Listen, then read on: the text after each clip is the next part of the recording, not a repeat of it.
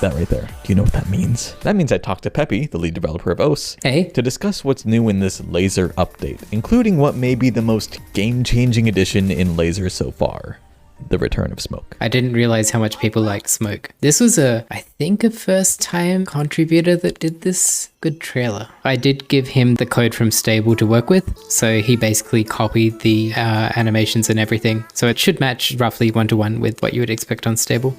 On the gameplay side of things, people often say that lazer doesn't feel quite the same as Stable, but without definitive reasons as to why. While closely examining gameplay with the new default skin Argon, Peppy may have stumbled upon some of those reasons. We find out 2 years later that the way hit objects have been fading in lazer has been wrong this whole time. This was something that came across from the original Ostatagai Ondan, where hit objects that you can't currently hit are dimmed until you get within the miss window. But the dim animation wasn't implemented in lazer, so they've always faded in with a bit of a different color or a different animation, and this is across all skins, classic skins, triangles, whatever. On top of this, slider ticks appeared later than expected, which is now fixed, and approach circles had a 50 millisecond fade out after an object was clicked, which felt really off-putting as far as timed feedback goes. Like at first I thought it was just the Argon skin animations were not working and I needed to tweak the scale, and then I noticed the approach circle was stuck there. I'm like, oh, I'll turn that off. So I turned it off and now everything feels much better.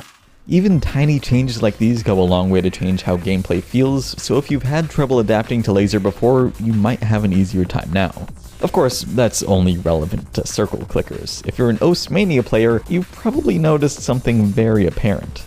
OS Mania and lazer kinda sucks. Like really, people complain about it all the time, and luckily changes are about to be made. Previously on lazer updates. Oh yeah, one more thing about the skin. The other rule sets are coming next.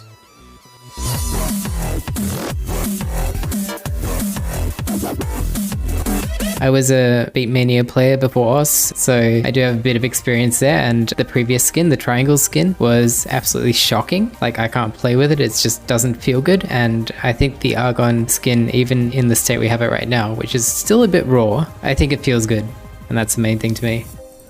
I want to ask, what makes it more playable now? For me, it's mostly about the feedback you get from the visuals. So things like when you actually hit a note, knowing that you've hit it successfully, getting a good amount of light feedback at the bottom of the stage or the top of the stage if you play scrolling upwards, obviously, and just having the notes be quite discernible. The ones we had on the previous skin were very thin and long, but at the same time, they didn't have much definition to them. It's hard to describe. And the triangle skin just didn't have good lighting. When you hit a note, it was this tiny explosion. At the time I thought it felt okay, but it was more of a thing where I was implementing it once and then planning to come back to it, and we just never got a chance to come back to it. So this is finally making things right.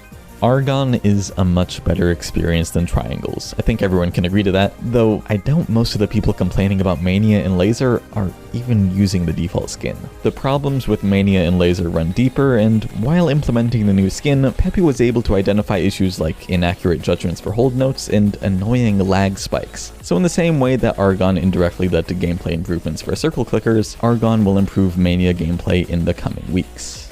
That's enough about the future. Let's talk about current changes. When freshly installing lazer, Argon is now pre-selected as the default skin, a choice made after seeing all the positive feedback from the last update. And background dim on fresh installations is now set to 70% instead of the previous 80%. Last update added this solo leaderboard display, which received a bunch of new upgrades. Leaderboards no longer wobble when in the rank 1 position, sizing changes based on accuracy and combo width, this fade is timed correctly, the highest combo of a play is shown rather than the current combo, and everyone's favorite, there's now a toggle to show the leaderboard.